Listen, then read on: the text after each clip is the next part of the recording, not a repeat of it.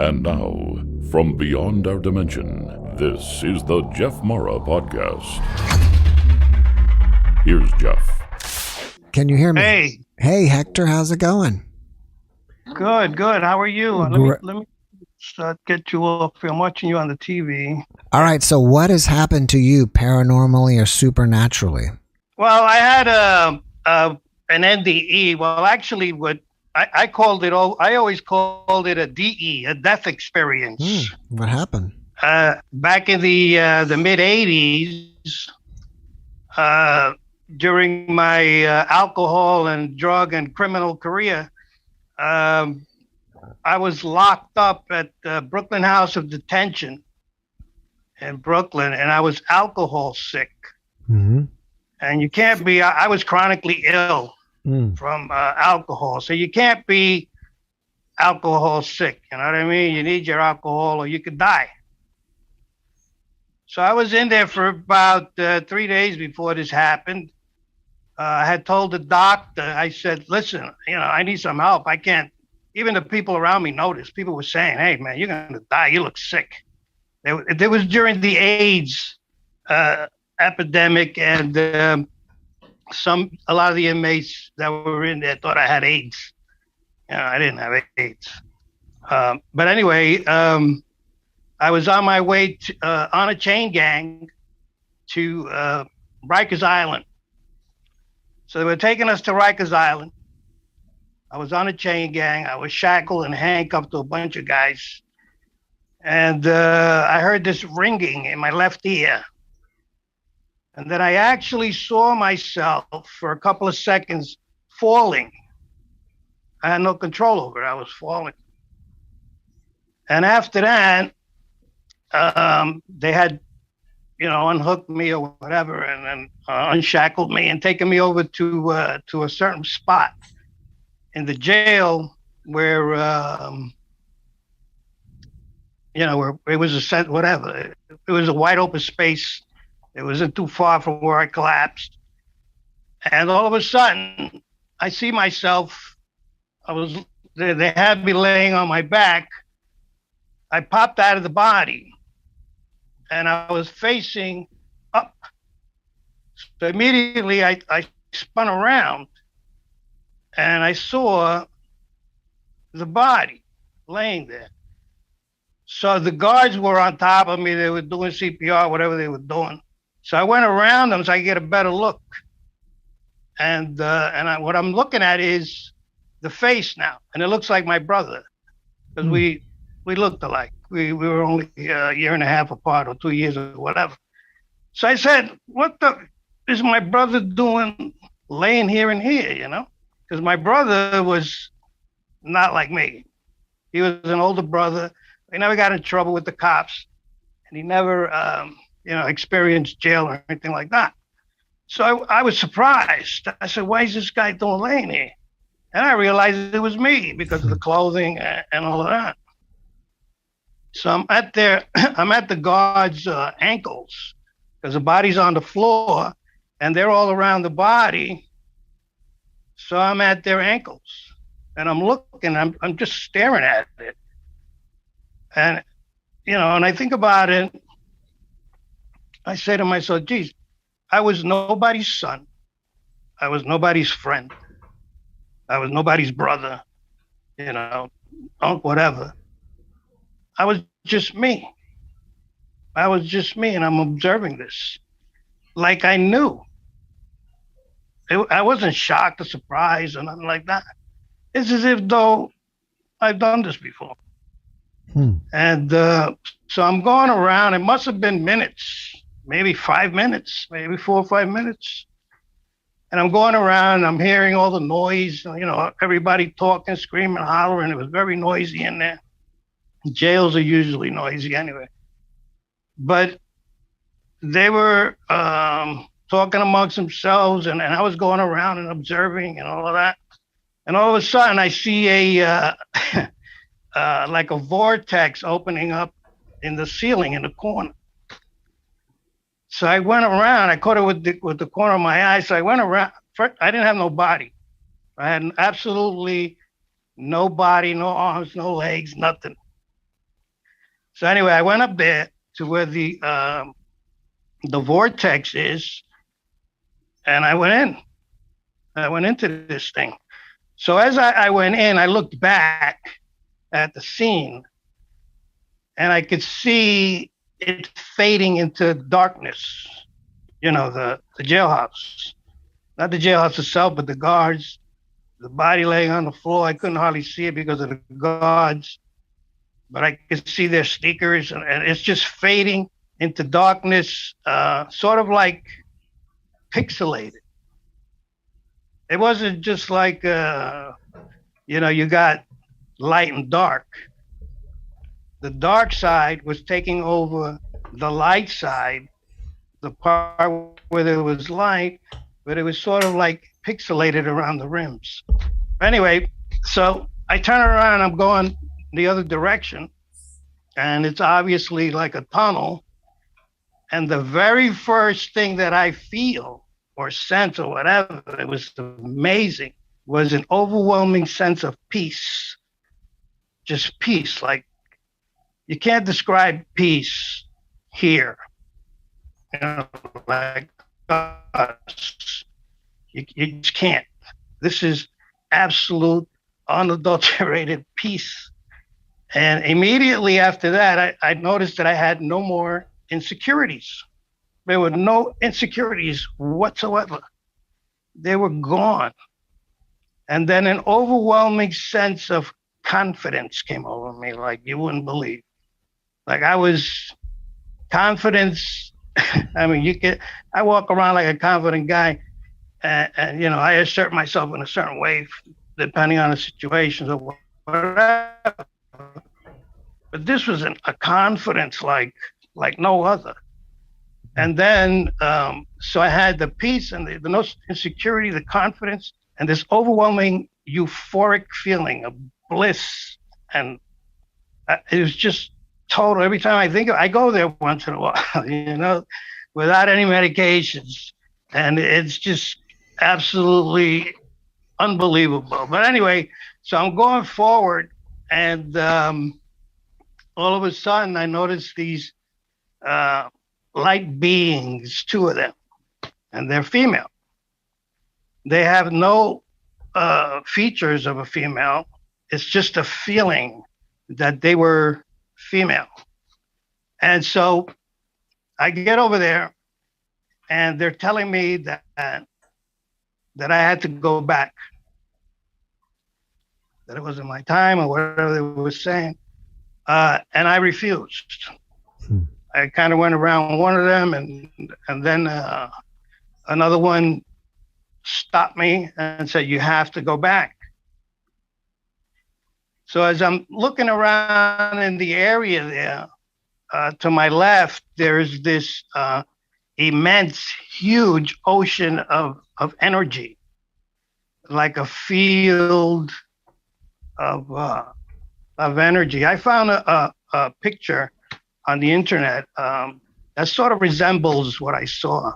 And it was amazing, just as if though you were standing on a beach and looking at the ocean.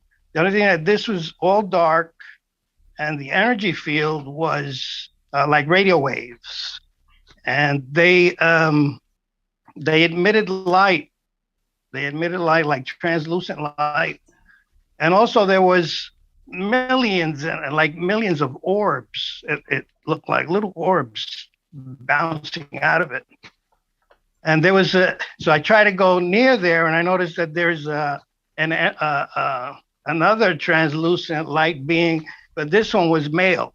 And the reason, and again, no features, nothing like that, just a translucent being of light, and it was male. And I know it was male because of the feeling I got. It was just like, and they were communicating just in thought.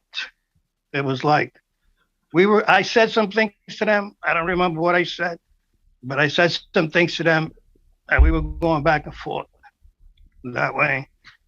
And so I decided to look down to see if, some curiosity kicked in. So I decided to look down to see if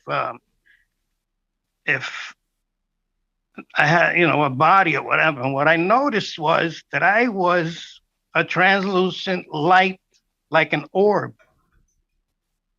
around. I looked all the way down as if though I was trying to look past my belly and my feet. And what I noticed was that I was a translucent orb, and I had this little. It was round. My body, this little body I had, which is an orb, was round, and I had like this little, uh, sort of like a skirt or something that went around with it, and it was like wavy. Like you ever notice those fish that are in deep sea and they have those fancy fins that just flop around? But it went around. It was round, and so I thought that was pretty cool. But again, I just had a lot of an overwhelming feeling of peace and tranquility, like no other. And I didn't want to go back. I didn't want to go back for nothing. So anyway, the girl tells me, one of the beings tell me to look back. So I did. I looked back, and she said, look down. And I looked back and down. And what I saw was my body, very tiny, tiny. But I know it's my body. And there was like a spotlight on it and nothing else around it. It was like in total darkness, absolute Vanta black. It was darkness. And the only thing you could see is the body, and the spotlight is on it, right? So it's like an actor on a stage in a dark theater, and there's a spotlight on him, and you don't see nothing else around him, just that, right? So it was like that. And so I decided to go back because they weren't letting me through. I had no other choice. I said, okay. And as soon as I said, okay, I went flying back, and I could tell I'm flying back at warp speed now because it's getting bigger and bigger and bigger and bigger and bigger, the body. And I get there, and I go in through the forehead. I go in through the forehead, and as soon as I wake up, I go through the forehead, my eyes open, and now I'm in jail. But what really gets me every time I think about this happened in the 1980s now, is I didn't see anything on final approach, like I didn't see a room, I didn't see a building, I didn't see any guards. When I approached the body and I got very close to it, I wasn't in a room, it was just the body. And as soon as I opened my eyes, boom, I was back in that room. I was back in jail. Were you back in your cell? Going through a building or anything. I was back on the floor where they had me. They still had me laying on the floor. Did they think that you had died, or what did the people there in the Earth realm think that happened to you? I think this is documented. They have. They think that I had died. According to one of the guys that was there, that I know from the neighborhood, said I thought I had died. When I came back, and the guard, as soon as I opened my eyes, the guard grabbed me and lifted me up. I tell the guard, I says, I went somewhere. And he said to me, no, I told him that I saw my body. That's what I told him. I saw my body and I went somewhere. That's what I said. So he says to me, what did you see? Referring to the body.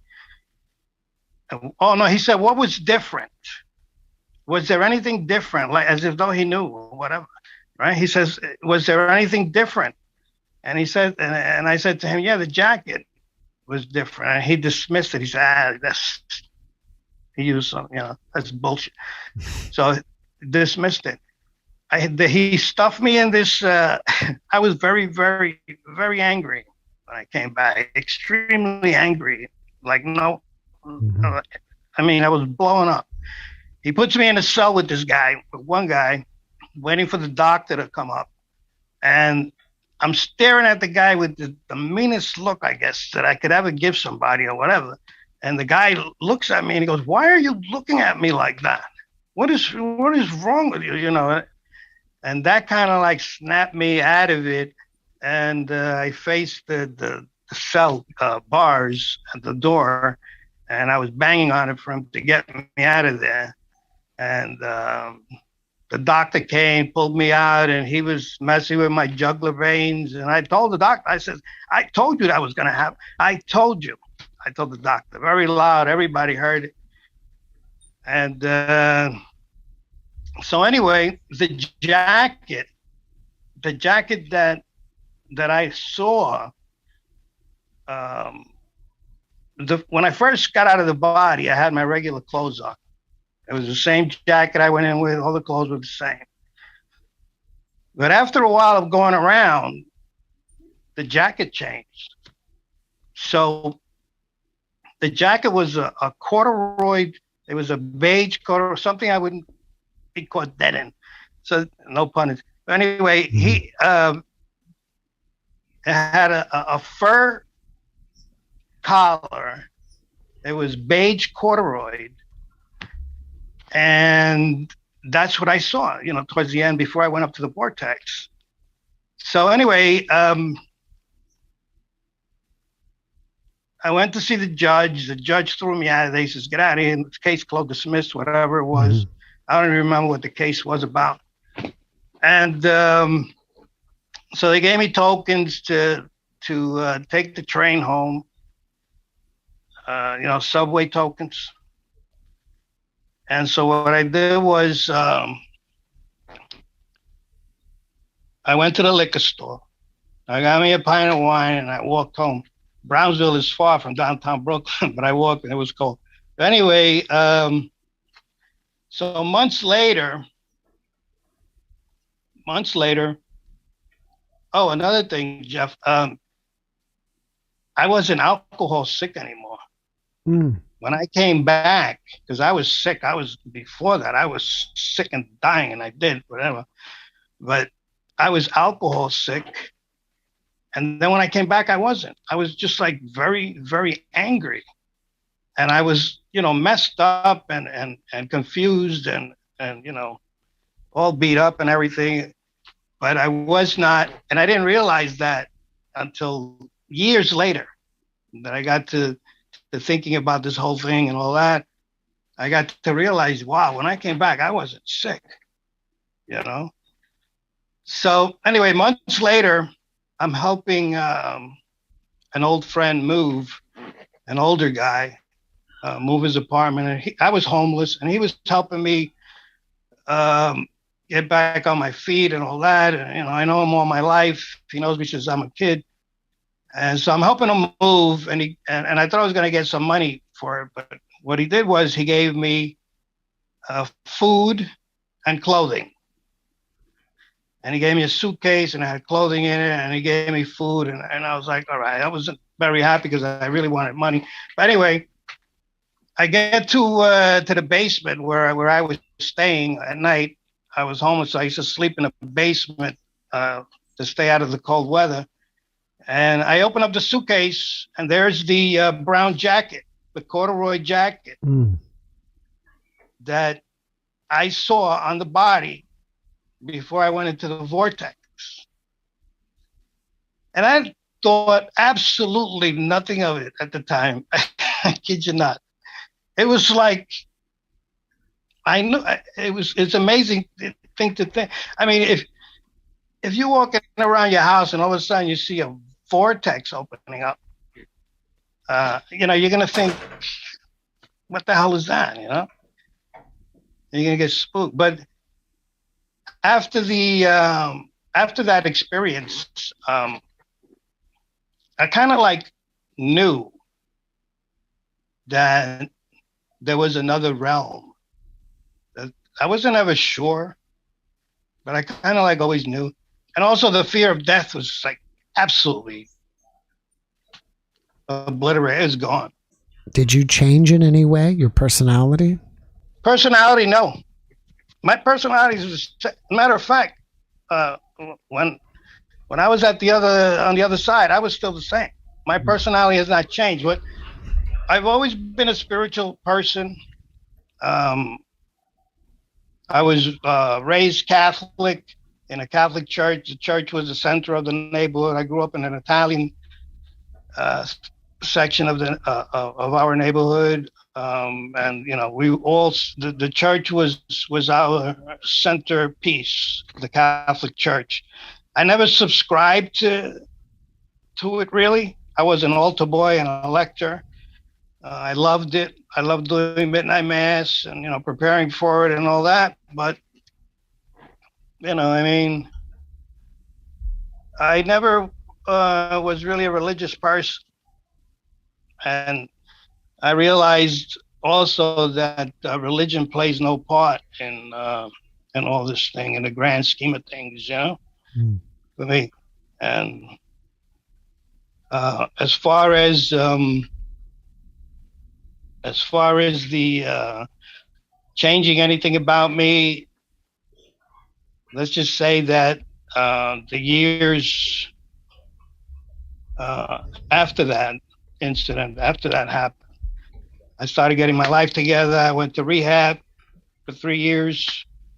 I became a counselor for the program. I help kids, adolescents, re-enter society. I did a lot of scared straight with them. I took them to Rikers Island, locked them up in cells, and scared the crap out of them. So I did a lot of stuff, but I've always been an introspector, and I always think about this experience, and I cherish it. And you're the first person, that I've ever spoken to on like this here with an audience. I've told people, and they dismiss it. They think you're crazy and stupid and whatever. And so because it's so, it's mine, and I cherish it and I love it, and I go to sleep and I think about it. I go there. I got COVID, the long version of COVID, and I mean, I didn't want to go because my sister and my daughter, but I really didn't care, to tell you the truth. I went to the hospital, and they were going to keep me. I brought my breathing up through breathing exercises, and they realized that they weren't going to keep me because there was so many other sick people there. But I took care of myself. I was sick for about 2 months. A lot of different symptoms, and I attacked every one of them with my soul. I focus on it and I attack it with my soul, not with my brain. Also, I always looked at myself as like a soul with a body, as opposed to a body with a soul. Wayne Dwyer said that also, but I always thought of that. And also, I never really liked people around me until I started to look at them as souls. The same way I look at myself. And it's amazing. Sometimes the feelings are overwhelming. People that I had a hard time with, people I didn't like and didn't like me. I've gotten next to them and connected with the soul. And it's amazing what happens. I mean, with me, it's amazing what happens. The other person actually feels it. And for some reason, they kind of not like you that much anymore. That makes any sense. Have you discovered for yourself why you were sent back, or why you think you were? Set back or sent back? Yes. I think that I was sent back because I had no love for myself. I came here to whatever the master plan is, and I didn't achieve it in any way. I was strictly concerned with alcohol and drugs and crime. So even though I very young, I was a manager. I was a general manager. I got mixed up into. I got myself mixed up with um, heroin and alcohol, and a very popular drug at the time was also Quaaludes, which are great. I'm not promoting them, but at the time they were. And so, so I got really hooked on heroin. I lost my job behind it, which is a great job. And I was alcohol, and also I was general manager of a beer distributor in Brooklyn, and so I had the beer there all the time. 6 o'clock in the morning, whatever it was, I had my beer. Do you still remember the experience clear today, or as clear today as you did when it happened? Absolutely. The only thing that I don't remember is I'm sure I made some comments to these light beings because it was back and forth kind of thing. I know that for a fact, but I just don't remember what I said. But I do remember them telling me that the female light beings, that I had to go back. You got to go back. They said, you got to go back. I don't know if they said it's, not your time or whatever. Sometimes that pops into my head. A lot of times it doesn't. I go back there and I visit I visit the place in my head, in my imagination, in my soul. I feel it. I don't feel the the peace because I think because I'm here. You understand?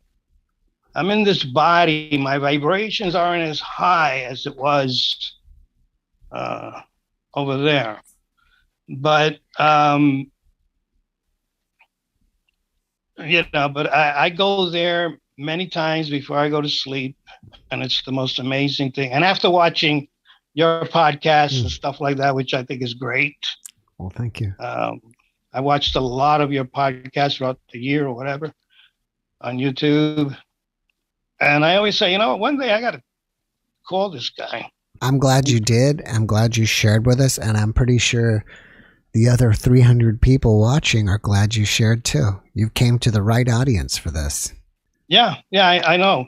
I realize that. That's why I did it. I wouldn't do it. I've seen the INDS thing. I went to their website, and I just felt like they were probing too much, asking too many questions. The questionnaire was just, I don't know, like they were doing an experiment on me. So wow. Screw this.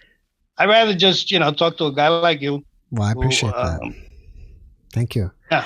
One of the things I found interesting was, from what you were saying, it seemed like you had already been through this before. It's like, oh, I'm doing this again.